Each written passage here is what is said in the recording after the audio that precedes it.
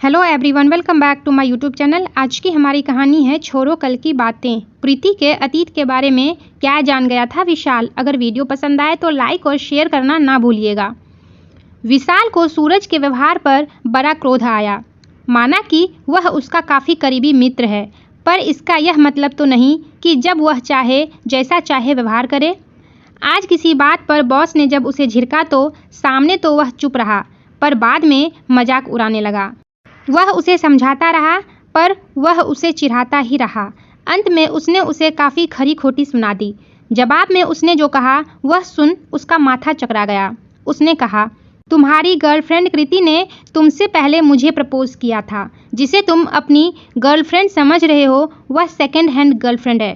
पहले तो यह सुनकर सन्न रह गया था वह, पर उसे लगा उसकी डांट के जवाब में उसने गुस्से में यह बात कह दी है। वह सिर्फ उसे दुखी करने के लिए ऐसा कह रहा है। विश्वास उसे नहीं हुआ था। उसकी बात पर तुरंत संदेह तो हो ही गया था। लोगों ने बीज बचाकर उन्हें अलग कर दिया। विशाल के मन में संदेह का बीज उपज चुका था। उसने पहले तो सोचा कि कॉल कर कृति से पूछ लिया जाए, पर कुछ सोचकर वह व्यक्तिगत रूप से मिलकर ही उससे बात करना चाहता था। दिन रात उसके मन में यही विचार आ रहे थे कि कृति, जिसे वह अपनी गर्लफ्रेंड, अपनी प्रेमिका समझता है, वह किसी और को चाहती है। दोनों प्रायः हर छुट्टी के दिन मिलते थे और घंटों साथ बिताते थे। अगली छुट्टी के दिन जब विशाल की मुलाकात कृति से हुई तो वह कुछ अनमना सा था। कृति को उसका व्यवहार कुछ अटपटा सा लगा। क्या बात है विशाल, तुम्हारी तबीयत तो ठीक है? कृति ने पूछा। तबीयत तो ठीक है, पर एक प्रश्न है जो मुझे परेशान कर रहा है। मुझे तुमसे उसका जवाब चाहिए, विशाल ने कहा। मुझसे? ऐसा कौन सा प्रश्न है जिसका जवाब मुझसे चाहिए? मैं कोई प्रोफेसर हूँ क्या? कृति ने बात को हल्के में लिया और हंसती हुई बोली। यह प्रश्न तुमसे ही संबंधित है, अतः जवाब भी तुम ही से चाहिए, विशाल ने कहा। कृति अब गंभीर हो गई।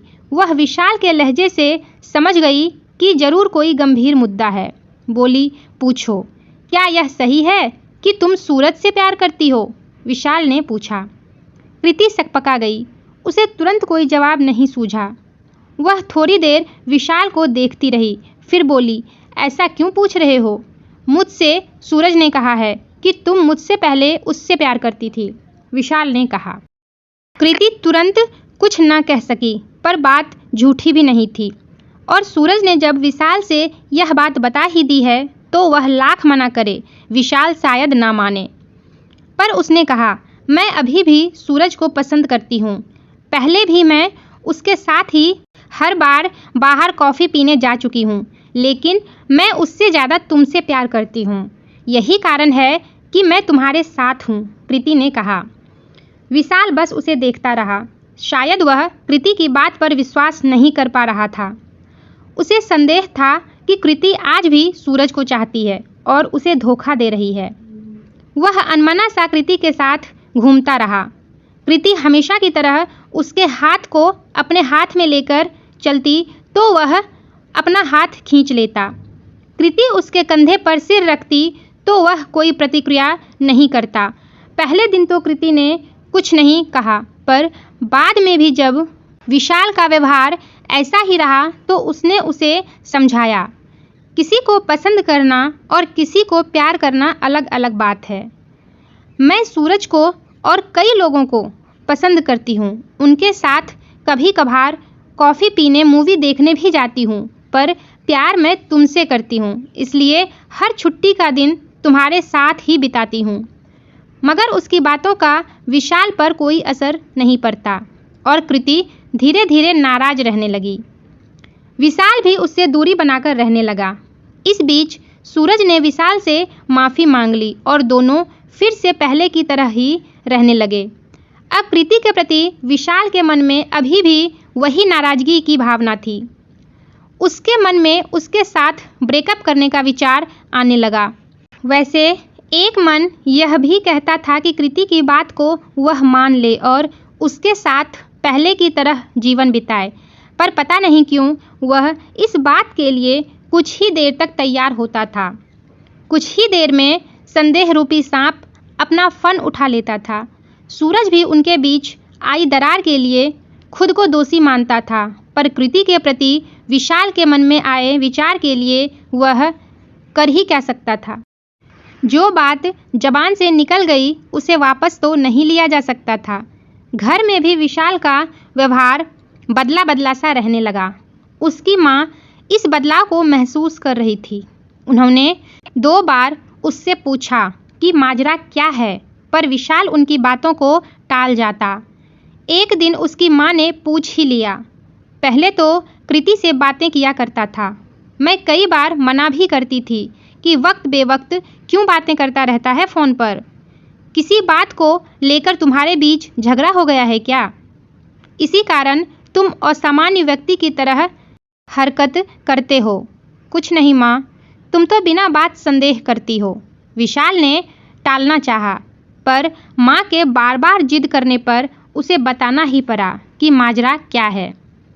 इस पर उसकी माँ ने उसे समझाया, वह जो कह रही है तुम्हें मानना चाहिए। आखिर क्या वजह है तुम्हारे पास उसकी बात नहीं मानने की? वो तुम्हारे दोस्त के बारे में क्या विचार रखती है, इससे क्या मतलब है? इस बात से मतलब रखो कि वह तुम्हारे बारे में क्या विचार रखती है। और फिर एक बार और सोचो कि जब तुम अपने दोस्त को माफ़ करके उसके साथ सामान्य संबंध रख सकते हो, तो फिर अपनी प्रेमिका के साथ सामान्य संबंध क्यों नहीं रख सकते? आखिर वह तुम्हारे साथ है तो किसी कारण से ही है, और दूसरा कारण क्या हो सकता है इसके अलावा कि वह तुमसे प्यार करती है। वह पढ़ी लिखी है, आत्मनिर्भर है, तुम्हारे ऊपर आश्रित नहीं है, फिर भी तुम्हारे साथ क्यों है? तुम्हारी उदासीनता को सहते हुए भी तुम दोनों वयस्क हो। मिल बैठ कर बातें करो, एक दूसरे को समझो। विशाल अपनी माँ को देखे जा रहा था। कितनी सुलझी हुई बात कह रही थी वो। विशाल की माँ ने कहना जारी रखा, कैसे अपने संबंध को मजबूत बनाना है इस पर विचार करो। विशाल के मन में कृति के प्रति जो कड़वे विचार थे वो धीरे धीरे मधुर होते गए। उसने फैसला किया कि वह इस बात पर ध्यान देगा कि अभी दोनों का एक दूसरे के प्रति क्या नज़रिया है। भूतकाल की बातों को अपने बीच आने नहीं देगा। तो दोस्तों, आपको ये कहानी कैसी लगी कमेंट करके ज़रूर बताइएगा, और अगर वीडियो पसंद आई हो तो लाइक और शेयर करना ना भूलिएगा। मेरे वीडियोस का नोटिफिकेशन पाने के लिए चैनल को सब्सक्राइब करके बेल आइकन को भी प्रेस कर दीजिएगा। तो चलिए फिर मिलते हैं एक नई कहानी के साथ। तब तक के लिए टेक केयर एंड बाय।